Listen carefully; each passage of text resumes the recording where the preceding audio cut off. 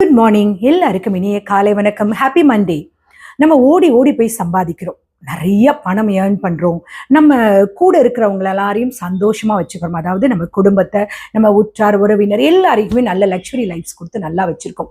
But நம்ம சந்தோஷமா இருக்குமா? நம்ம சம்பாதிக்கிறதால நமக்கு ஒரு சந்தோஷத்தை கொடுக்குதா? நம்ம மனசளவுல உடல் அளவுல நமக்கு ஒரு சந்தோஷத்தையும் திருப்தியும் கொடுக்குதா? ஒரு கொஸ்டின் மார்க் தான் இல்லையா? இன்னைக்கு நிறைய பேருக்கு இந்த எழும்புற ஒரே ஒரு கொஸ்டின் இதுதான் இல்லையா?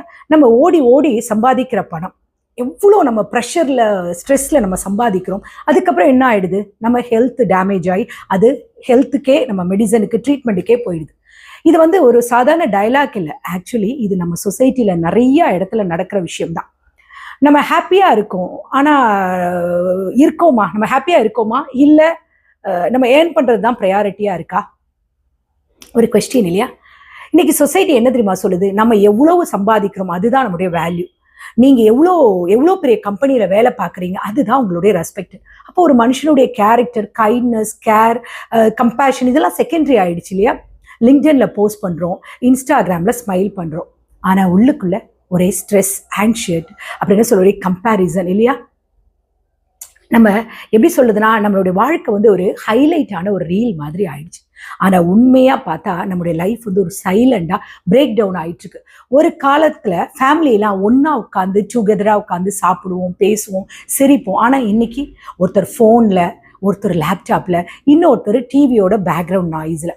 ஏன்னா அதுவும் எஸ்பெஷலி இப்போ இந்த ஒர்க் ஃப்ரம் ஹோம்னு கொடுத்தாச்சா, அது இன்னும் மோசம்.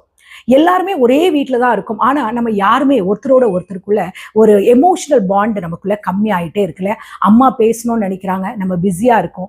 அப்பா டயர்ட் ஆயிடுறாரு, குழந்தைய யாருமே கேர் பண்ணல. அந்த குழந்தை நம்ம கிட்ட எல்லாம் ஏதோ கன்வே பண்ணணும்னு நினைக்குது, நம்ம யாருமே அதுக்கு ஒரு வேல்யூ கொடுக்கல. எல்லாமே லேட்டர் கடைசியில ஒரு நாள் அது நெவர்னு ஆயிடுது.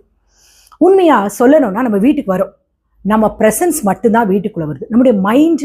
நம்ம மைண்டும் மனசும் எங்க இருக்கு? ஆஃபீஸ்ல இருக்கு, டென்ஷன்ல இருக்கு, டெட்லைன்ல இருக்கு. நம்முடைய தாட்ஸ் எல்லாமே நாளைக்கு மீட்டிங், நம்ம என்ன ப்ரெசன்டேஷன் கொடுக்க போறோம்னு யோசிக்குது. ஒரு நாள் நம்ம அம்மாவோ இல்லை நம்ம வீட்டில் இருக்க யாராவது நம்ம மனைவியோ நம்ம கிட்ட சொல்லுவாங்க, நீங்க முன்ன மாதிரி இல்லையே அப்படின்னும் போது அது ஒரு கம்ப்ளைண்ட் இல்லை, அது ஒரு பெயின். நம்ம வாழ்க்கையில ஒரு இம்பார்ட்டன்டான பர்சனுக்கு நம்ம இல்லாம இருக்கிறதுன்றது ஸ்லோவா அவங்க பழக ஆரம்பிச்சிருவாங்க.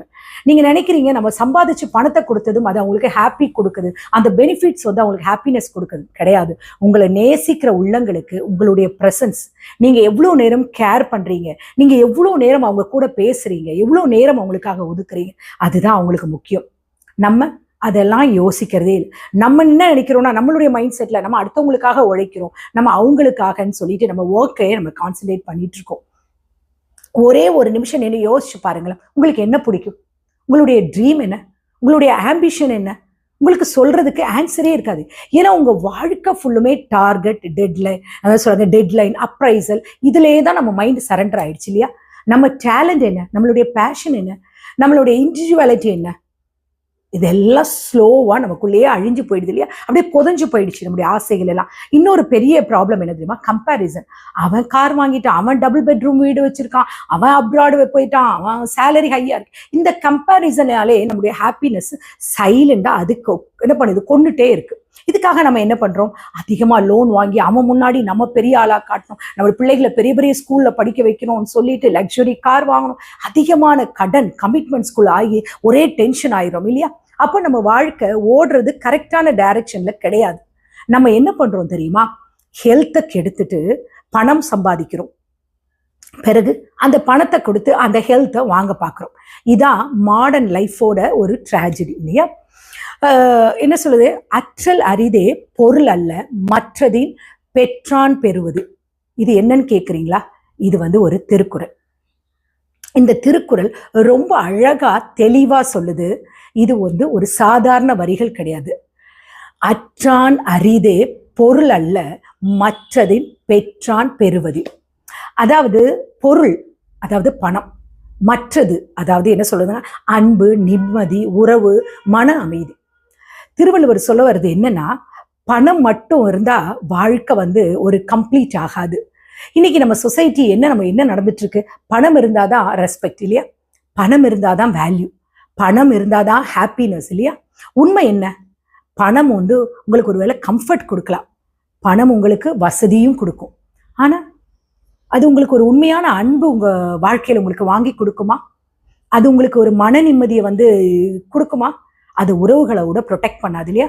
ஒரு ஸ்மால் எக்ஸாம்பிள் சொல்லட்டுமா? ஒரு பெரிய வீட்டில் ஒரு பெரிய பணக்காரர் இருக்காரு. அவர் தனியா இருக்காரு. அவருக்கு எல்லாமே இருக்கு. பணம், கார், லக்ஸுரி லைஃப் இருக்கு. அவர் கூப்பிட்டா கை கூப்பிட்டா வேலைக்காரங்க எல்லாரும் இருக்காங்க. ஆனா அவருக்கு உண்மையா அவருடைய மனசு அறிஞ்சு பேசுறதுக்கு யாருமே கிடையாது. அவருடைய கஷ்டத்தை ஷேர் பண்றதுக்கு ஒரு பர்சன் கிடையாது. ஒரு நல்ல ஒரு தோல் கிடையாது. அந்த வாழ்க்கை கம்ப்ளீட்டா இருக்குமா? திருவள்ளுவர் இன்டைரக்டா சொல்றது என்னன்னு தெரியுமா? நீ சம்பாதி, ஆனா அதோட சேர்த்து உங்களுடைய வாழ்க்கை வாழ்றது எப்படின்றதும் கத்துக்கோங்க. நீ உயர்ந்து போ, ஆனா உங்களை நேசிக்கிறவங்கள விட்டுட்டு போகாத. நம்ம வாழ்க்கையில 2 பேலன்ஸ் நமக்கு தேவை. ஒண்ணு பொருள், மணி. இன்னொன்னு பொருள் இல்லாதது. அதாவது என்ன சொல்றது? Love, peace, relationship. ஓகேயா? இந்த 2ல ஒண்ணு மட்டும் இருந்தா வாழ்க்கை வந்து ஒரு சைடா டில்ட் ஆயிடும் இல்லையா? ஸோ இப்போ 2மே ஈக்குவலா வச்சுக்கணும். இன்னைக்கு நம்மளுடைய ப்ராப்ளம் இது ஒண்ணுதான். ஒரு சைட்ல நம்ம பணம் வந்து அதிகமா சம்பாதிச்சு அந்த சைட்ல வெயிட் போடுறோம்.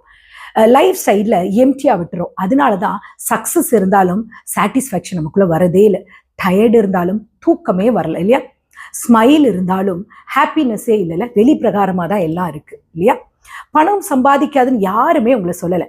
அந்த பணத்துக்காக உங்களுடைய வாழ்க்கையுடைய தனித்துவத்தை இழக்காதீங்கன்னு சொல்றேன். புரியுதுங்களா?